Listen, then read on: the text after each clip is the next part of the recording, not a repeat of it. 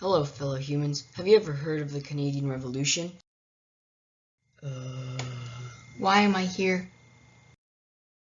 Revolution? But Easton, I thought that Canada was always Britain's well-behaved child. What's that? Ah! But... Ah! Ah! Ah! Ah! Ah! Ah! Ah! Anyway, he was kinda right, but back in the good old days, Canada was divided in two. Upper Canada, or as we now call it, Ontario, and Lower Canada, also known as Quebec. And Labrador, for some reason, was there too. This was part of the British Empire, which was normally colonizing, doing stuff. I really feel like I shouldn't have to explain what they do. On June 1812, the Americans invaded Canada. But the Canadian militia and the British soldiers were aided by their native allies and sort of held their own against the American invasion. Sort of. Kind of.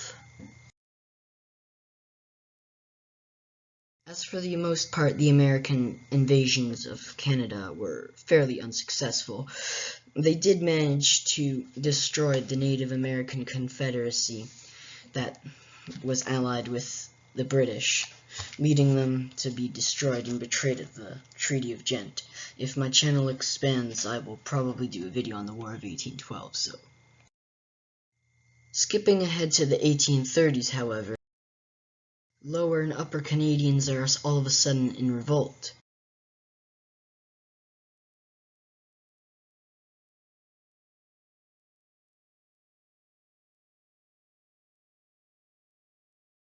Why? Why all of a sudden are the Canadians fighting against those who they fought alongside with, previously only less than 20 years ago?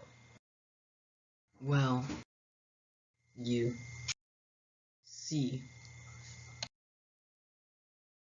In the 1830s, once again, the people of the Upper and Lower Canadian colonies wanted reform. However, the branch of the British government that was stationed there denied any chance of reform,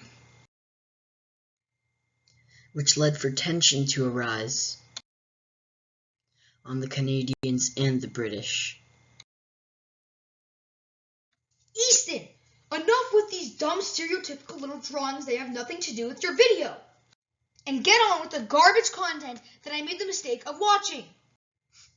That's really mean.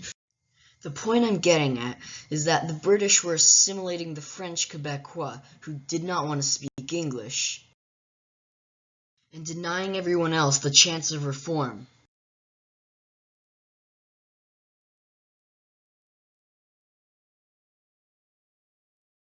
This caused heaps of tension between the Canadians who lived in the colonies and the British.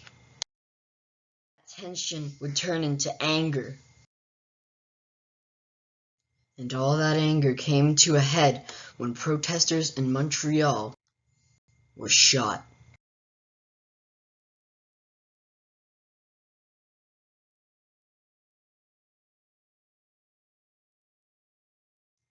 Because of this, a group of reformists who called themselves the Patriots, who made their own hats and were led by a man named Joseph Papineau, decided that they were going to petition to the British government for reform. When they presented their list of demands to the British government, they were rejected. Because, of course they were. It's not like the British government's just going to listen to a bunch of French peasants. Did you honestly think that? Because of this, tensions rised even more. A reformist movement in Ontario called the Republic of Canada was led by a man called William Lyon Mackenzie. And even though he and Papineau had similar goals, they weren't exactly the same goal. The government made an attempt to arrest Papineau, but he fled.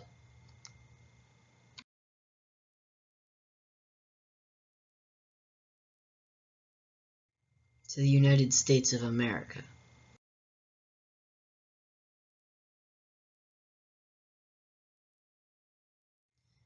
The police then started to arrest initial Papineau supporters, but after the rounding up turned very large, it started getting violence. And then the violence turned into a full-scale revolt.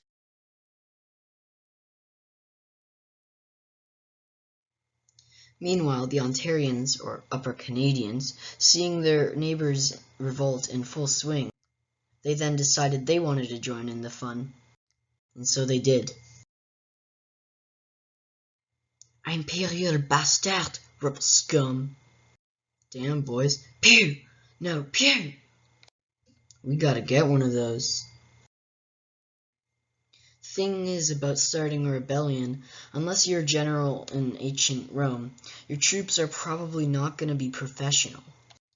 And unfortunately for Mackenzie, he wasn't an ancient Roman general.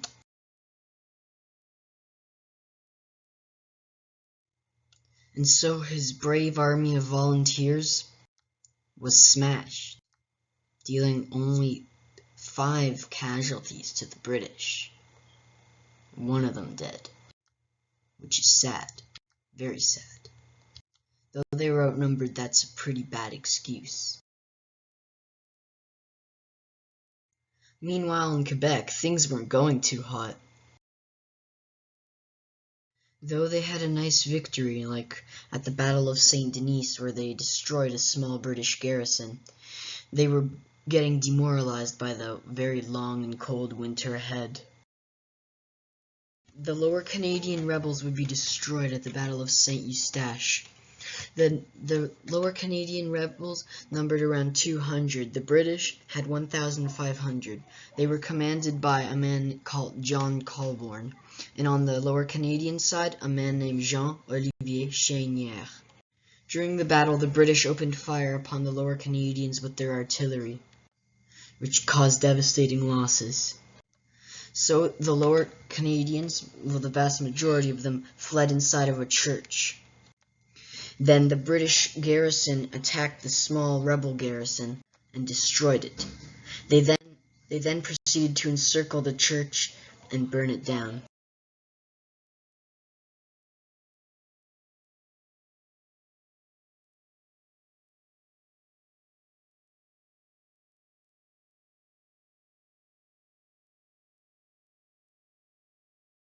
Knowing now that they were practically screwed, many Lower Canadians took their chances and jumped out the window. However, unfortunately for them, the British were there waiting, bayonets fixed. They then began to butcher the unfortunate Lower Canadians, crying, "Remember Jock Wire, an officer who was killed during the rebellion." During this chaos, Jean-Olivier Chenière, who had survived the fall, ran for cover but was shot dead by a British officer.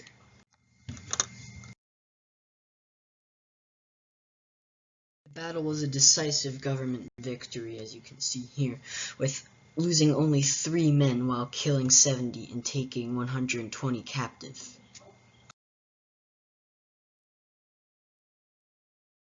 Meanwhile, in Upper Canada, Mackenzie's rebellion had been brutally crushed and suppressed by British and Canadian militia alike. And Mackenzie himself fled to the United States just as Papineau did. To say the Upper and Lower Canadian rebellions had failed would be a very correct statement, but to say they were over would be very wrong. You see, kids, someone had been watching this whole rebellion. You know him, you love him.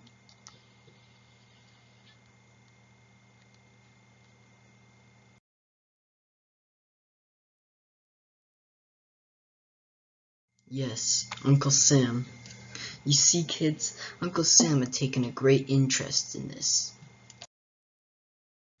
Yes, America had been watching this entire uprising with keen interest.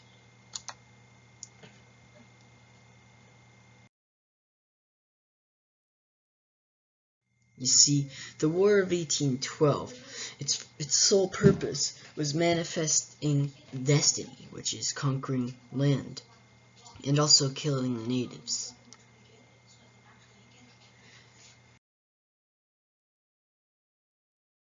Americans saw it as their duty to conquer the Canadians who they thought needed freedom. And so, a group called the Hunters' Lodges was born. These guys would raid Canada and become a nuisance to the British.